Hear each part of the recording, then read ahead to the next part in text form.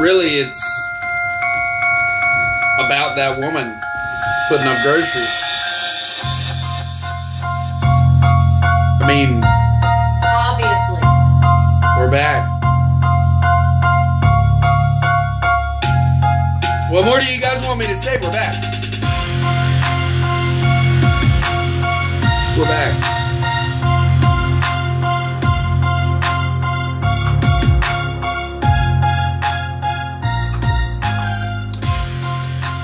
It's obviously a podcast, and I am your host, Casey. And this person behind here is Ray. So, because I didn't actually remember a lot of what we used to talk about. See you later. See you later. But then again, I kind of did remember a little bit of what we used to talk about. And I'm just going to start out week 1. And say welcome back to everyone. Heck of a week. Heck of a week. Good job, reader. Screw you. Screw your team. How in the world you went about hitting 16 home runs is beyond me. But it happened. I made a heck of a comeback. Kudos to myself. But bottom line is, the better team won. Your team won. And I had 2 guys on a Sunday night baseball team that just decided that, sorry, but I just don't really care too much for Yoenis Cespedes. And he is up for grabs. That's another thing. I haven't seen anybody on the trading block. Of course, I don't even see it. I got there it is. I see it now. Okay, so I found it. So I don't think anybody has any updated trading block stuff just yet. Let me go ahead and click on it and see. That would be a no. The only one that had anything last updated was Eric on April 3rd, 7 days ago. So, again, because I don't really recall everything that I used to talk about, but I do remember one specific thing, and that is the oops of the week.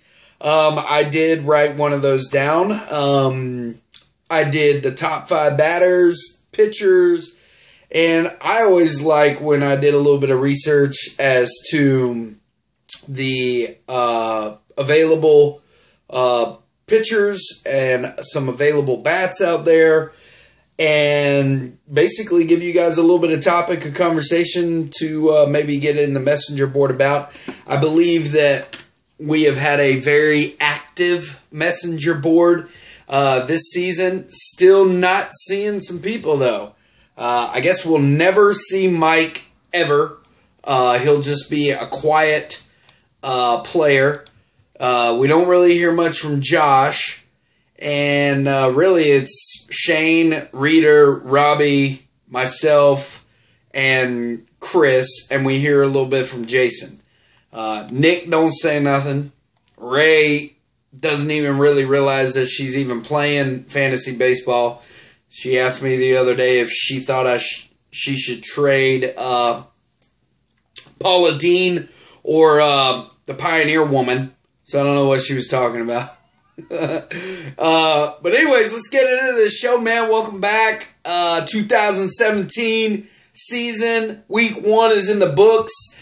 Rivalry week. I can't ever say that word. I'll never be able to say it. Rivalry week is done. It's over. And you guys already know your standings. But I'll break it down for the top 6 teams, which I call BS, because when you look at the stats that I put up last week, there is no reason I should be number 10.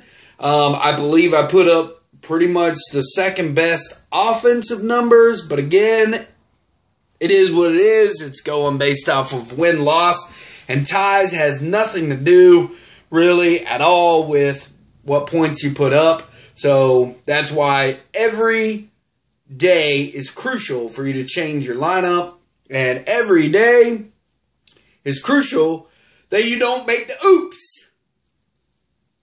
All right, so anyways, your top 6 teams in our league right now. Number 6, Bench Warmers. Number 5, Gallo 1224. Shane, I just really don't understand your team name. I mean, I get that it has to do with Fast and the Furious, and I guess because there's a Fast and the Furious movie coming out this year, but how that relates to baseball or really any fucking thing, I don't know. Make my team great again. Walker's Kryptonite. Number 2, Newbie, Captain Redbeard, and of course, number 1, Rally Monkeys, who probably, I see the little icon box, and of course, the rankings from runs to save plus hold. 6, this is the number 1 team in your league right now. I'm just now reading this. He is number 1 in one category. Number 6 in runs. Number 4 in home runs, 4 in RBIs, 6th in stolen bases, 3-3-5-1-8-3. And yet he's the number 1 team in the league. Bitch, please. Fucking lucky bastard. Whatever. Whatever. Reader, just please come on and continue to do what you did last year and ruin all of his dreams and hopes just the week that he plays you. Alright, so we're already 7 minutes into this show. Top 5 batters that we have so far beginning of the season. Number 5, Mazara. He was free. Okay? Remember this, people. He was free. Okay? Shane went out there, picked him up off the waiver wire, didn't spend $80 freaking dollars. I don't see Mike Trout up here. I don't see, some of these people's names. I don't remember all of them, but just remember that. However, having said that, Lindor is number 4. Brandon Belt's number 3. Number 2 is Miguel Sano. And number 1 is Goldie. That's based off of Yahoo.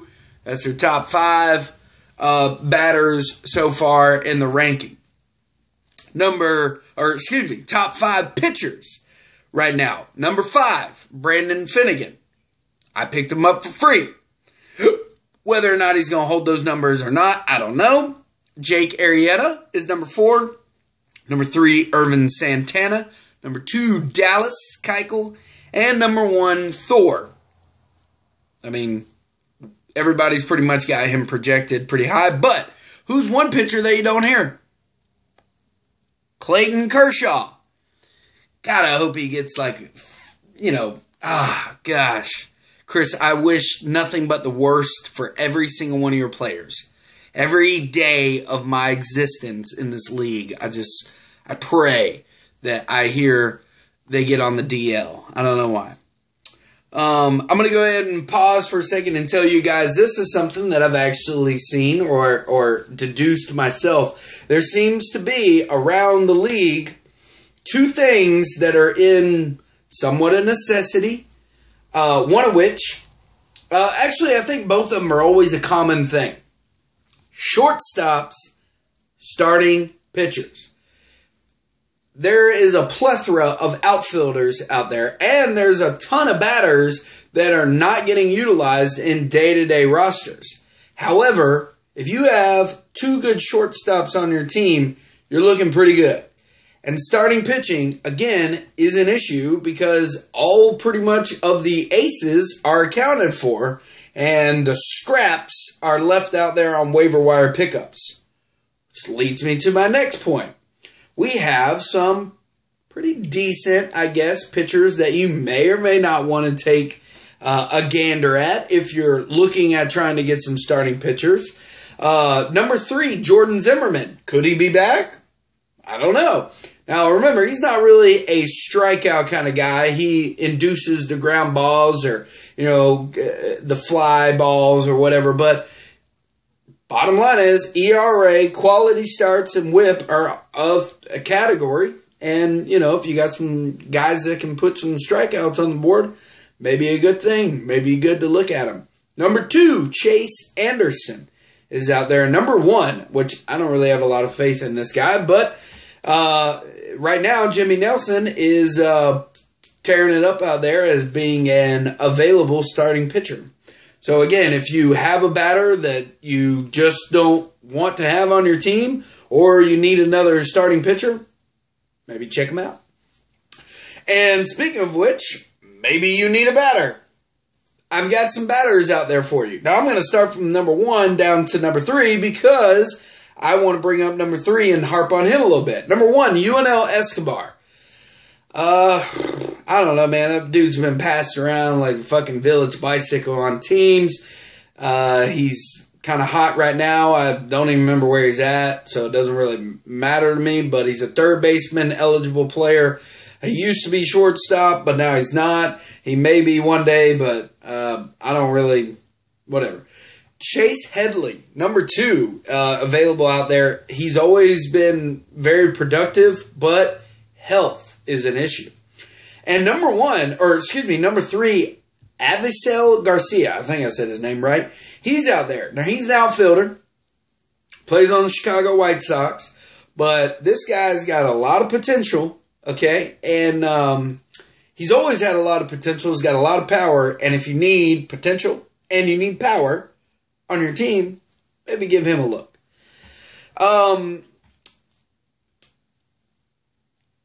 Oops! Shane! How you gonna pick up Yasiel Puig and then bench him and then watch that boy get 3 runs, 2 home runs, 4 ribbies, and a stolen base? Got 800 on the OPS. Now again, it did not openly affect your matchup. If you got the stolen base from him, your score would have been different. But it definitely would have been nice for you to maybe have separated yourself from your wife a little bit. Either way, you benched him. Now, there were a few other oops out there, but come on. I didn't know Cole Calhoun was going to be the deciding factor on Sunday for the 1 run and totally change the dynamic of mine, or Chris and I, meaning Reader and I's matchup. But I did. There were other stats that I left on my bench. People left stats on their bench. This one I just went after in the first week and said, man, that's a lot of stats to leave on your bench. So, again, your wife left a few. That was a good matchup, by the way, between you and Nick. Nick looked like she wasn't going to put up any numbers, offense, and then, bam, she blew up. But another one of those teams, Nick, it's got a lot of batters out there. I want to just elaborate a little bit more while I have a second on Reader and I's matchup. I think I'm saying that right. Reader and I. Anyways, our matchup. The team that's going to change his name every week, I guess. Combined between the two of us, 73 runs, 29 home runs, 93 RBIs, and 11 stolen bases. That's a lot of offense. I didn't really foresee me putting up those numbers. He blew me away, and I kept coming back. So I really enjoyed last week. I did not enjoy losing, but it definitely was fun. And it just brought us right back to where we needed to be at the start of a new season. Again, welcome, Robbie. The draft went well. Enjoyed seeing everybody there. Last but not least, the matchup of the week. It's got to be between the top 2 teams, or the number 1 team and the number 2 team, or number 3 team, in Reader. 2 Chris's going at it. Right now, their score is 5-3. Again, it's only Monday. So, yeah, I think this will be a good matchup. Last but not least, so far, in 1 week, actually technically 2 weeks since we drafted, 9 trades have taken place in our league. Do you guys want to know who has actually been a part of the most trades? 5 trades out of 9 he's been a part of. Is it working? I don't know. Do you know? Eric, how do you feel about your team? Anyways, I hope that you guys have a great week. One final thing on a personal note.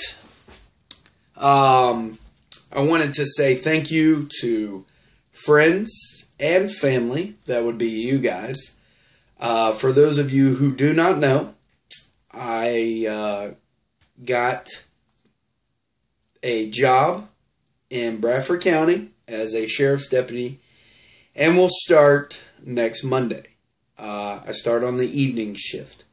If you guys could just do me a favor and keep that on the DL, okay? Not on the disabled list, on the down low.